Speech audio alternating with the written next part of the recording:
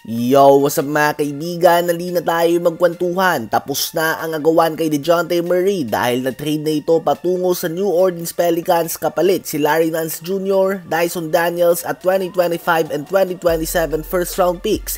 Isang trade na ito na pagtatawanan ng madami ang Atlanta Hawks kung hindi nila magamit ng matino ang draft picks dahil basically ay trinade nga nila ito para dito. At sa mata nga ng madami ay nalugi dito ang Hawks dahil kayang-kaya pa nga daw sana ito makahingi ng mas magagaling na player sa ibang team. Mas madami pa nga nakuha ng Washington Wizards sa Portland Trail Blazers para kay Deni Avdija na hindi pa nagiging all-star.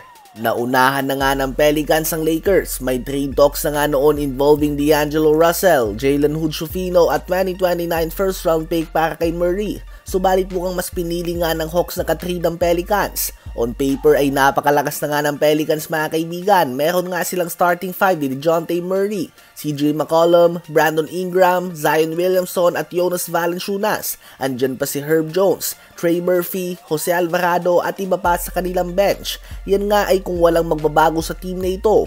Ganun pa man expected nga na sa trade ang bagsak ni Brandon Ingram dahil last year na ng kanyang kontrata at ayaw na siyang i-extend ng Pelicans. Ito nga ay okay lang dahil may kapalit silang makukuha dito. Ang problema nga nila ay si Jonas Valanciunas. Free agent ito at mataas ang tsansa na lumipat ito ng team.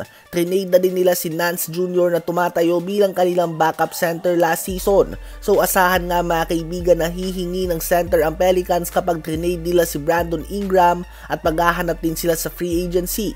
So isa na namang team ang lumakas sa Western Conference at isa na namang team sa East ang mukhang patungo na sa rebuild mode. Tiyak na simula pa lang nga ito ng mga trade na ginagawa ng Atlanta Hawks. Ano ba masasabi nyo tungkol dito? Ngayon ay tumungo naman tayo kay Kentavious Caldwell-Pope. Si KCP nga ay isang player na fit sa kahit na anong sistema dahil hindi nga siya ball dominant at kahit sinong contender ay kailangan ng katulad niya na 3-and-D player na walang pakialam kung 3rd, 4th or 5th option siya sa opensa. Dahilan nga ito kung bakit siya ay key piece sa dalawang championship rings niya. Nabanggit ko nga sa inyo na na-decline na ni KCP ang kanyang $15.4 million contract sa Denver Nuggets kaya naman papasok na din siya sa free agency.